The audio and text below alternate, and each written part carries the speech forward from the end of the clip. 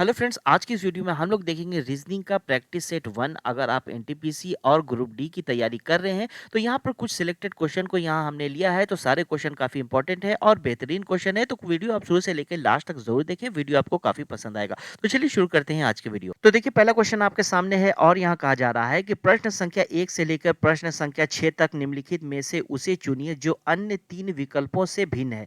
यानी क्वेश्चन में कहने का मतलब है कि प्रश्न संख्या 1 से लेकर 6 तक वैसे प्रश्न है जिसमें 4 ऑप्शन आपको दिए हुए हैं। 4 में से 3 ऑप्शन सामान्य हैं, एक तरीके का है और एक ऑप्शन इन सभी से अलग होगा। जो अलग होगा वही हमारा क्वेश्चन का आंसर होगा। तो यहाँ पर पहला क्वेश्चन आपके सामने है, तो चलिए इसे सॉल्व करना स्टार्ट करते हैं। तो इसे सॉल्व करने के लिए सबसे पहले आप अल्फाबेट का नंबर लिखेंगे। तो Z कितने नंबर पे आता है? Z आता है 26 नंबर पे, K आता है 11 नंबर पे, X आता है 24 नंबर पे और J आता है 10 नंबर पे। ठीक है, वैसे ही हम इसमें भी लिख लेंगे। ऑप्शन नंबर बी में C आता है 3 नंबर पे, एम आता है 13 नंबर पे, ए आता है 1 नंबर पे और एल आता है 12 नंबर पे।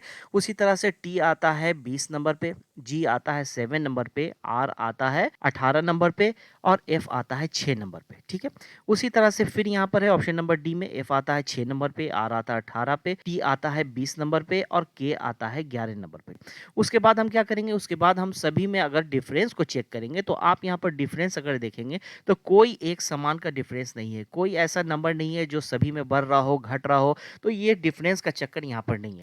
तो उसके बाद हम टोटल करके देखेंगे। अगर ऑप्शन नंबर ए को हम टोटल करेंगे तो यहाँ पर आ जाएगा 71। ऑप्शन नंबर बी का अगर टोटल करेंगे यहाँ आ जाएगा 29। ऑप्शन नंबर सी को अगर टोटल करेंगे तो यहाँ आ जाएगा 51। तो अगर आप टोटल को देखेंगे तो सभी टोटल में कोई संबंध आपस में नहीं है, सभी अलग अलग आ रहे हैं, यानी कि ये भी मेथड यहाँ पर नहीं लग रहा है। तो यहाँ पर आखिर हो क्या रहा है, देखिए। तो यहाँ पर अब हम क्या कर सकते हैं? अगर आप इस 26 और 11 को देखेंगे, इन दोनों को अगर आप जोड़ देंगे तो यहाँ आ जाएगा 37। ठीक है, और 24 और 10 इन दोनों को अगर ऐड करेंगे तो यहाँ आ जाएगा 34। अब 37 और 34 के बीच का आप डिफरेंस देखें तो यहाँ पर क्या हो रहा है? -3 हो रहा है। वही काम यहाँ पर करके हम चेक करते हैं। 13 और 3 को अगर जोड़ेंगे तो यहाँ 16 हो जाएगा। 1 और 12 को जोड़ेंगे तो यहाँ 13 हो जाएगा। अब 13 और 16 के बीच का डिफरेंस देखिए, आप -3 हो गया है। वही काम नीचे में हम चेक कर लेते हैं। यहाँ पर 20 और 7 क्या होता है? 27 हो जाएगा। 18 और 6 24 हो जाएगा। तो यहाँ भी आप देख रहे हैं, यहाँ भी -3 हो रहा है। ये वाला लॉजिक यहाँ पर लग रहा है। ऑप्शन नंबर डी को चेक कर लेते हैं। तो 18 और 6 यहाँ हो जाएगा 24। 20 और 11 इन दोनों को अगर जोड़ेंगे तो हो जाएगा 31। यहाँ पर क्या हो रहा है? यहाँ पर आप देख रहे हैं प्लस हो रहा है, प्लस का 7। ये ऑप्शन अलग हो रहा है सभी से। तो ये ऑप्शन नंबर डी हो जाएगा इस क्वेश्चन का आंसर। तो अब देखिए, दूसरा क्वेश्चन आपके सामने है। यहाँ भी आपको क्वेश्चन में चारों ऑप्शन में से बताना है कौन सा ऑप्शन अलग होगा। तो चलिए इसे सॉल्व करते हैं।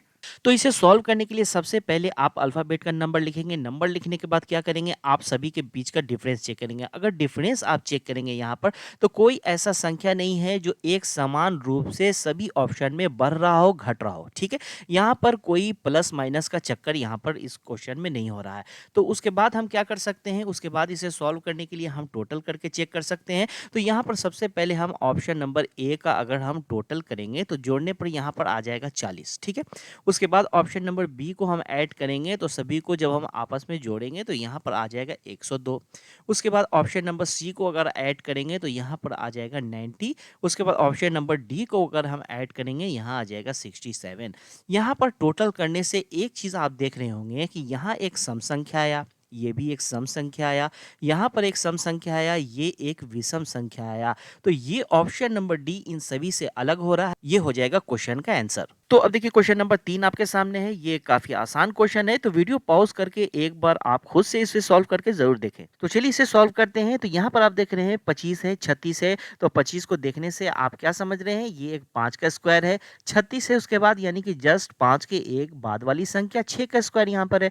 144 है, ये 12 का स्क्वायर है। 169 यहाँ पर ये 13 का स्क्वायर है। उसी तरह से ऑप्शन नंबर सी में देखें, यहाँ 100 है, ये क्या है? 10 का स्क्वायर है। यहाँ पर 121 है, ये हो जाएगा 11 का स्क्वायर। उसके बाद ऑप्शन नंबर डी है। ऑप्शन नंबर डी में 9 है, ये हो जाएगा 3 का स्क्वायर। उसके बाद आप देख रहे हैं यहाँ पर है 64। ये किसका स्क्वायर है? ये है 8 का स्क्वायर। अगर हम मान लिया जाए 3 के बाद वाली संख्या देखें, ये 4 का क्यूब ही है। तो यहाँ पर आप देख रहे हैं option number A B C एक समान है, ऑप्शन नंबर डी अलग हो रहा है ये सभी से। ये हो जाएगा ऑप्शन नंबर डी क्वेश्चन का आंसर। तो अब देखिए, क्वेश्चन नंबर 4 आपके सामने है। यहाँ क्वेश्चन में कहा जा रहा है कि ताप, प्रकाश, विद्युत और बल्ब में से बताइए कौन सा ऑप्शन इन सभी में से अलग है। तो इसका आंसर हो जाएगा ऑप्शन नंबर सी, यानी कि बल्ब। क्योंकि ऑप्शन नंबर ए जो है ताप, प्रकाश और विद्युत ये क्या है? ये सभी फिजिक्स की शाखाएँ हैं। इनमें से अलग कौन है? इनमें से अलग है बल्ब, ठीक है? ये हो जाएगा ऑप्शन नंबर सी क्वेश्चन का आंसर। अब देखिए नेक्स्ट क्वेश्चन आपके सामने है, यहाँ कहा जा रहा है कि लहर, प्रवाह, ज्वार-भाटा और तूफान में से बताइए कौन-सा ऑप्शन इन सभी में से अलग होगा? तो यहाँ पर आप देख रहे हैं इस क्वेश्चन का आंसर होगा ऑप्शन नंबर बी प्रवाह। क्यों होगा? प्रवाह का मतलब होता है फ्लो, फ्लो यानी कि गति, ठीक है? गति। जबकि option number A, option number C और ऑप्शन नंबर डी इन तीनों में क्या होता है? इन तीनों में प्रवाह यानी कि गति होता है, ठीक है? तो इन सभी में से ऑप्शन नंबर बी इन सभी से अलग है, ये ऑप्शन नंबर बी हो जाएगा इस क्वेश्चन का आंसर। तो अब देखिए नेक्स्ट क्वेश्चन आपके सामने है क्वेश्चन नंबर 6। यहाँ भी आपको बताना होगा इन चारों ऑप्शन में से कि कौन सा ऑप्शन इन सभी में से अलग होगा। तो सबसे पहले इसे सॉल्व करने के लिए हम अल्फाबेट का नंबर लिखेंगे। तो एक्स आता है 24 नंबर पे, वाई आता है 25 नंबर पे, एच आता है 8 नंबर पे, डी आता है 4 नंबर पे। तो यहाँ पर अगर इन सभी लेटर को आप देखेंगे, सभी संख्याओं को अगर देखेंगे तो ये एक सम संख्या वाला लेटर है, ठीक है? सम संख्या के स्थान पे आता है।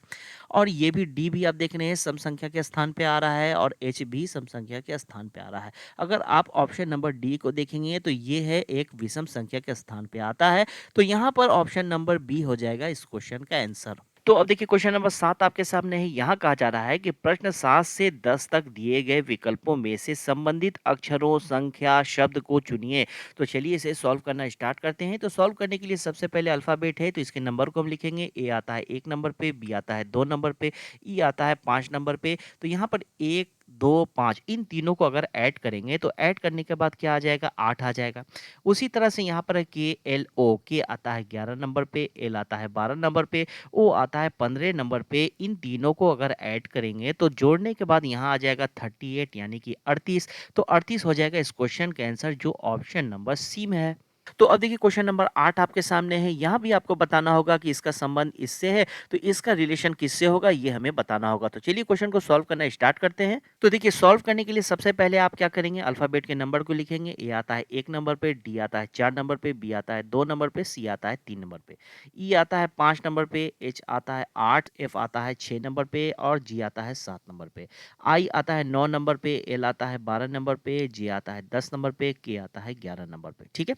उसके बाद आप देखें ए से यहाँ पर हो गया ई, 1 था यहाँ 5 हो गया यानी कि प्लस का 4 हो गया। उसके बाद आप देखिए यहाँ पर है डी, डी के बाद हो गया एच, डी आता है 4 नंबर पे, एच आता है 8 नंबर पे, यहाँ भी +4 हो गया यानी कि +4 यहाँ पर हो रहा है। बी आता है 2 नंबर पे और एफ आता है 6 नंबर पे, यहाँ भी देखें आप +4 हो गया। सी आता है 3 नंबर पे और 3 में अगर हम 4 जोड़ेंगे तो 7 हो जाता है। 7 नंबर पे कौन आता है? जी आता है।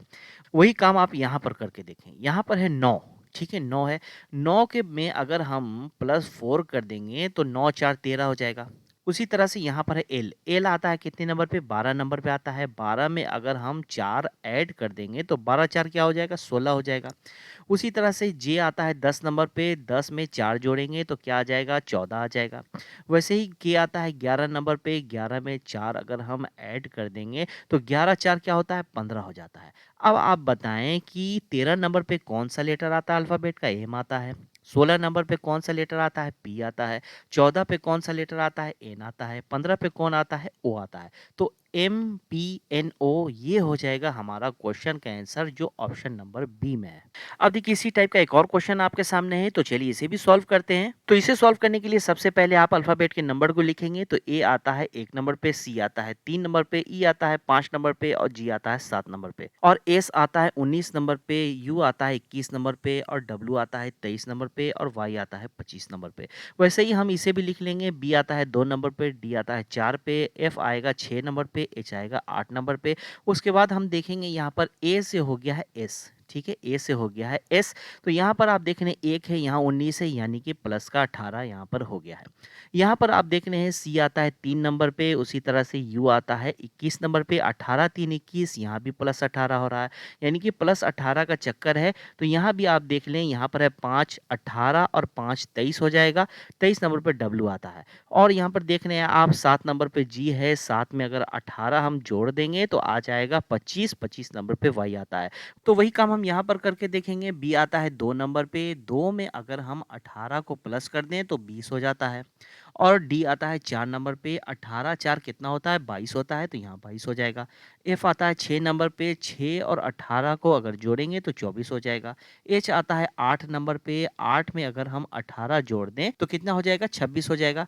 अब आप देखें 20 नंबर पे कौन-सा लेटर आता है अल्फ़ाबेट का? 20 नंबर पे आता है टी।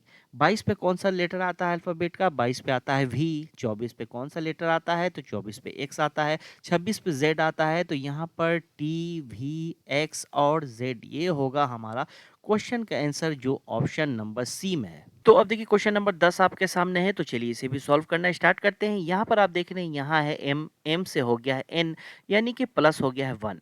अब आप देख रहे हैं यहाँ पर ए है और यहाँ भी ए है, यहाँ सी है, सी से हो गया है डी यानी कि प्लस हो गया है 1। वही काम हम यहाँ पर करेंगे, ओ है यहाँ पर, ओ के बाद नेक्स्ट लेटर कौन सा होता है? ओ के बाद पी होता है।